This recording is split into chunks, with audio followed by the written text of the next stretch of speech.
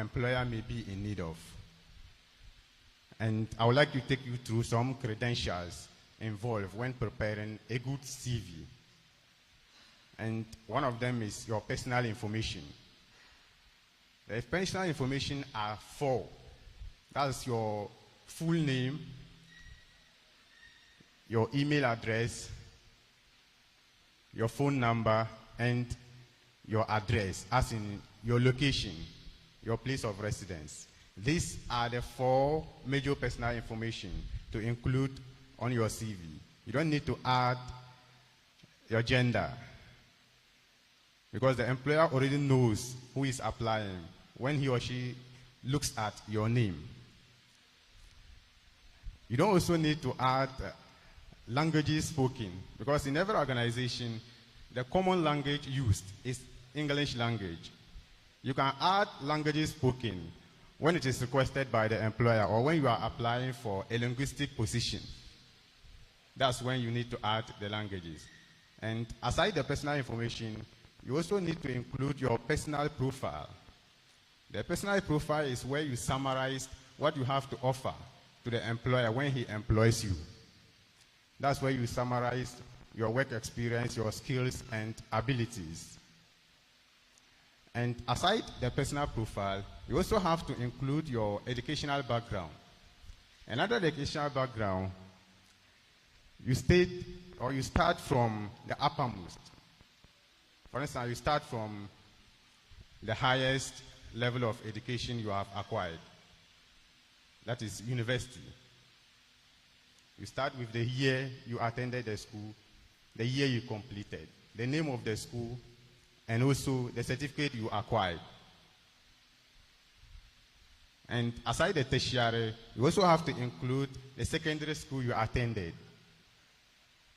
The same thing applies to the secondary school attended. You state the year you started, the year you completed, and also the certificate you acquired. If the recruiter demands for you to include your basic education, that is your JHS, you state the name of the school you attended, the year you started, and the certificate you acquired. And aside the educational background, you also have to include your work experience, which is also important. You state the companies you have worked with, starting with the name of the company, the year you started working with them, the position you held, and also the duties and achievements you have acquired during your time with the company. Aside the work experience, you also have to add your skills and abilities. The skills and abilities is where you state what you have to offer to the organization or the employer seeking to employ you. That's where you tell them the skills you have.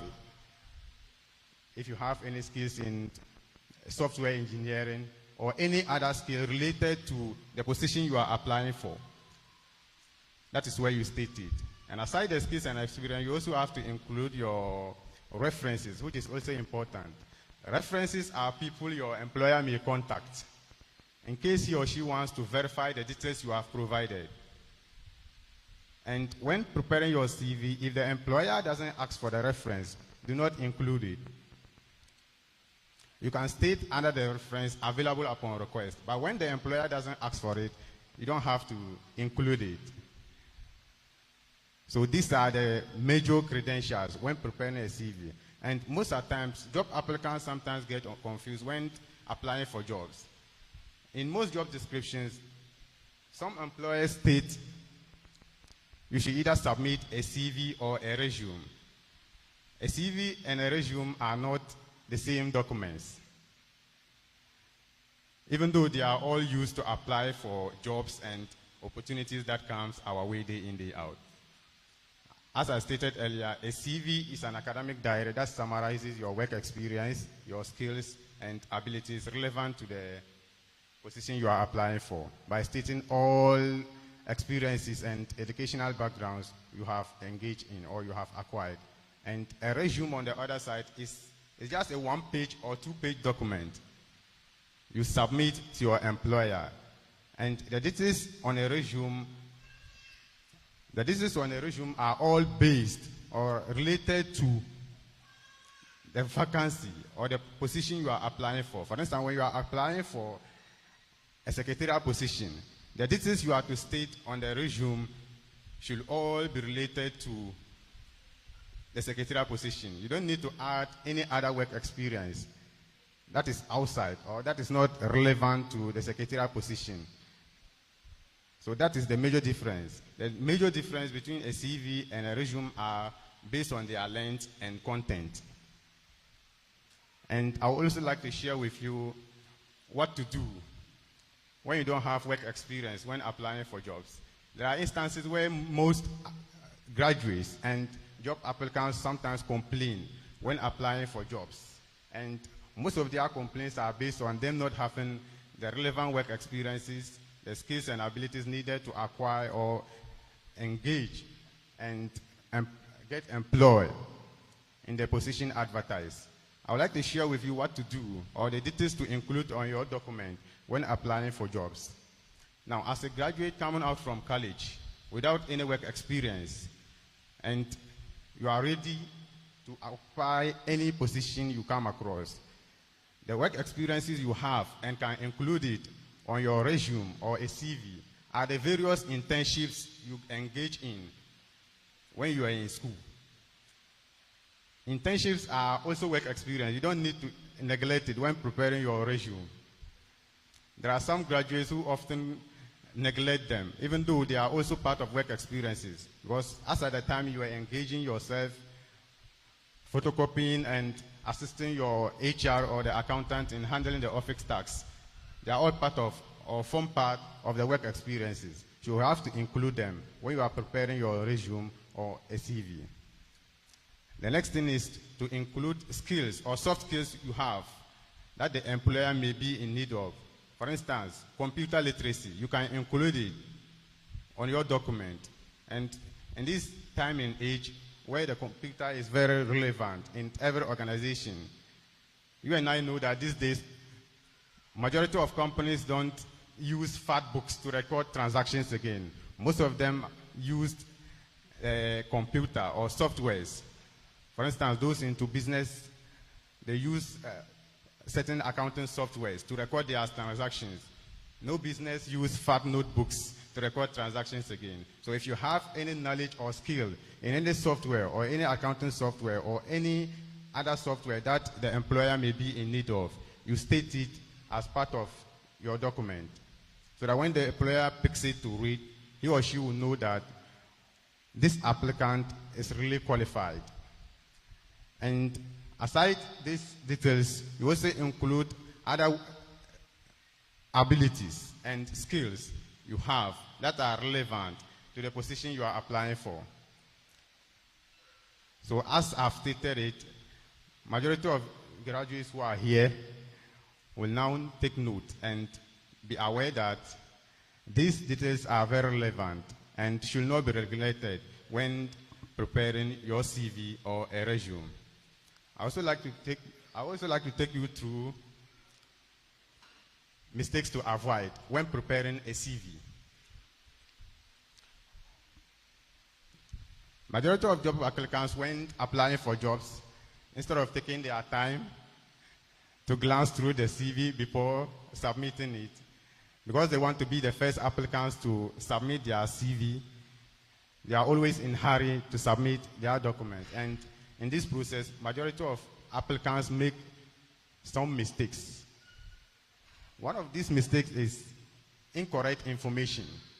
Incorrect information such as including or inputting wrong infos into your document, that is your CV or a resume, when sending your CV. For instance, incorrect grammar and incorrect email addresses and phone numbers. When you prepare your CV, you have to glance through it before you submit it. And one major mistake most job applicants or graduates make when preparing their CVs is to include an email that is not in their name. For instance, using an email that is in your nickname. When you are applying for a job, you make sure that the email you are using is in your name. Do not use your nickname as an as a job applicant to apply for any vacancy. For instance, my name is Fushina Abdul Ghaffar. When I'm applying for any vacancy, I make sure that the email I'm using is in my name, Fushina Abdul Ghaffar @gmail.com. That is accurate. You don't need to use emails such as "it's me" or "is that guy" @gmail.com. Avoid it, please. The next mistake to avoid is poor formatting. Poor formatting, such as using stylish formats. The most common form of formatting a document is Times News Roman. That is the most common form in every organization. You can use any stylish format when you are applying for maybe a graphic design position or a stylish position. But the most common form of formatting for you to use is Times News Roman. The next mistake to use is to avoid is failing to tailor your CV. No CV can magically fit into any position. So when you are applying for any job vacancy, kindly make sure that you prepare your CV to tally or to suit what the employer is looking for. Do not send the CV you used last year to apply for a position you have come across today. When you come across any position today, kindly make sure that you prepare the CV or your resume to suit what the employer is looking for. This is where I will stop due to limited time and hand over the mic to my colleague speakers. You have the skills. Don't allow a poor document to ruin your chances. Thank you very much.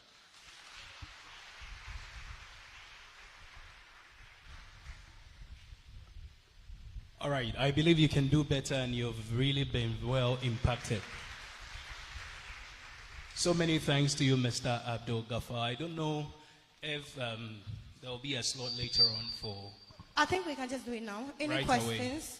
You need clarification or want to ask any questions regarding what he said. And remember, if you feel you want to engage him after here, you can see him afterwards to take contact. So or Mr. he will share Ghaffar, that with us. I'm sure you'll still be up here for us to be able to... Or you want to sit and address the questions? Thank you, Mr. Ghaffar, for that eloquent one.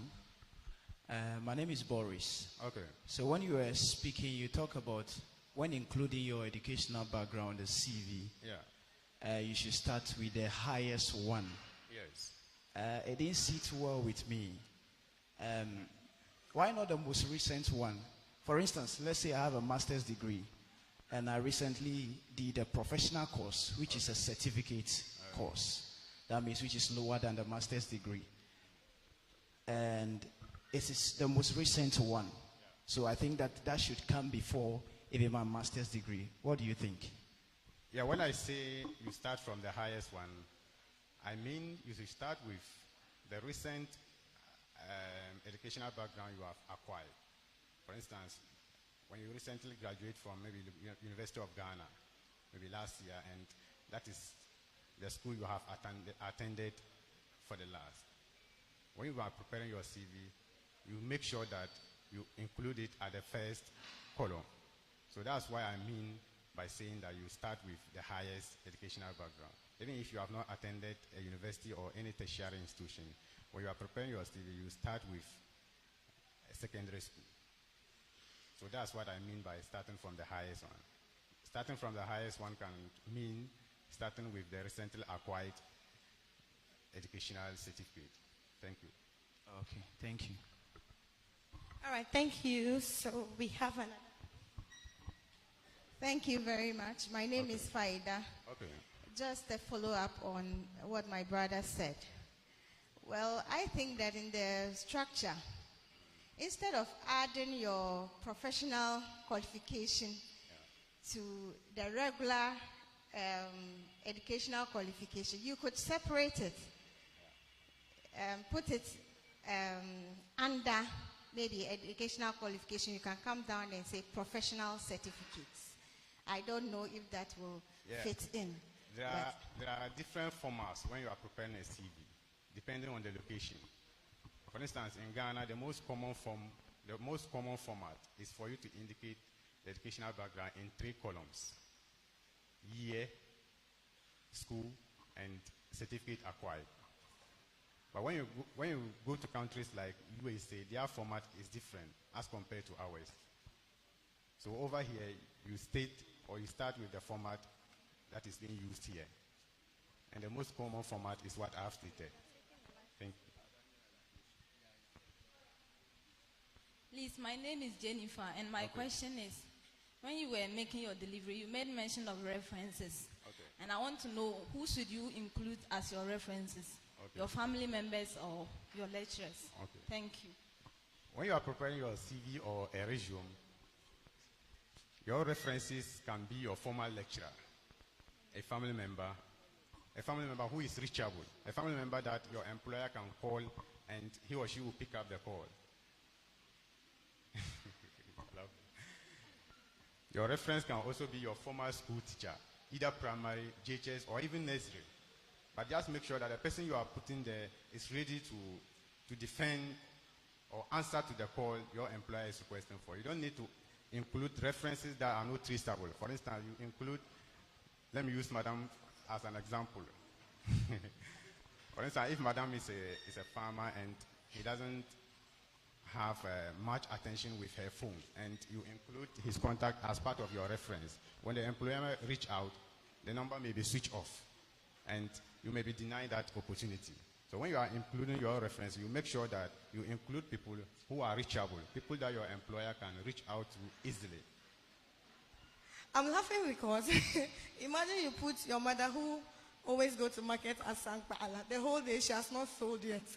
And you kept her as a reference, and then a job offer comes and they call and she says, what happened? So basically, the references should be people you've had experience with. Yeah. People who can attest that, yes, this is this. Because even when you get the job, sometimes when it doesn't go well, the credibility of your reference are also tagged. Yeah, your reference can even be your former employer. Yes. Employer you have worked with before. It doesn't matter. You can include a person. Any last question? And then we'll move to the next speaker. Yes, okay, so they are live streaming. So if you have any questions, you have to stand here to ask them. Sorry. Thank you very much. My name is Mohammed Hafiz. Okay. With the references, you made mention of former employer. Yeah. Assuming I'm working with an employer, he doesn't want me to leave. Okay. So if I put him as a reference, what would be the case? Your former employer doesn't mean your immediate supervisor. You can put anyone in the office. Aside your supervisor, there are people in the office that you are related to. For instance, the receptionist. The receptionist is part of the company. Or even the HR. Your former employer doesn't mean she include your supervisor. Definitely your supervisor may not like you leaving the company, right? So when you are preparing your CV, you make sure that you include someone in the office who likes you. You get it? So that it becomes easy for you. Because when you include that person who doesn't like you, and your former employer or your recruiter calls, the person may not even pick the call. But I still feel it depends on the relationship you have. Yeah, with it that depends on the former relationship with employer. the person. Nobody wants a staff to stay at where they are, even in Exactly. organizations, all the time there are promotions. So you see that people are working and still schooling to upgrade themselves. When the opportunities come, Yeah. they can get there. So once your supervisor is not mean, or you have this good communication, you let the person know that life is about growth. I don't know why you can't put the person there. Maybe he can, since we can't tell people's hearts, he can choose not to pick, but you can still, that's why you should have, mostly it's maximum 3. Yeah, it's maximum it's 3 So references. even if the first person doesn't pick, they can reach out to the 2 and let you know that the first didn't pick. If you want to Yeah. replace, that's fine. That is if they want to employ you. But even if you don't qualify, who will reach out to your reference? Is that fine? So we take this last question and move to the next speaker. Good morning, please. My name is Abdel Jali. Okay. My question is on the reference. Do you need to take official consent from the one you are putting as your reference, or if you believe anytime they contact him, they will get him, you are cool to put him there without his notice? Thank you. Before putting anyone on your CV as a reference, you have to alert the person. Maybe on this date or in these coming days, someone will contact you to question you about myself, or about my career experience. So anytime you are including someone as part of your reference, you alert them to avoid any inconveniences. Okay. There are more questions. The last one. I'm not taking it. My question is, can I also use my personal contact as the reference? Your personal contact, as in. As the reference. No, you can't use yourself. It's not.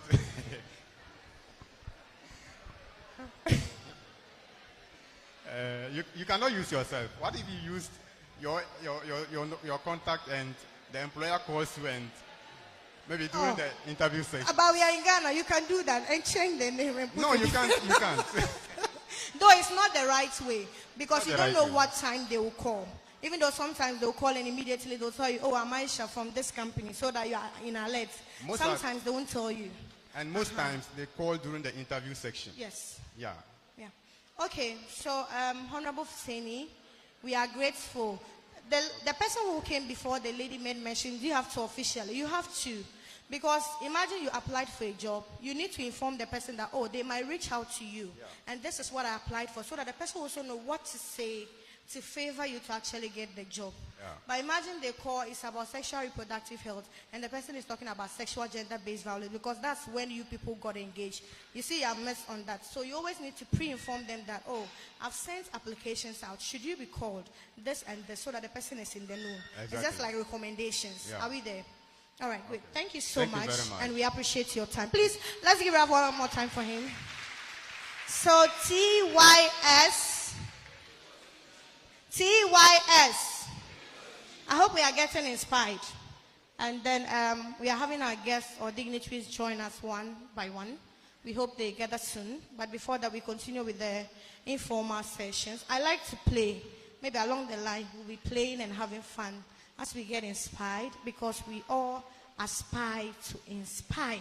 So our next speaker is in the person of Ms. Portia Manyea.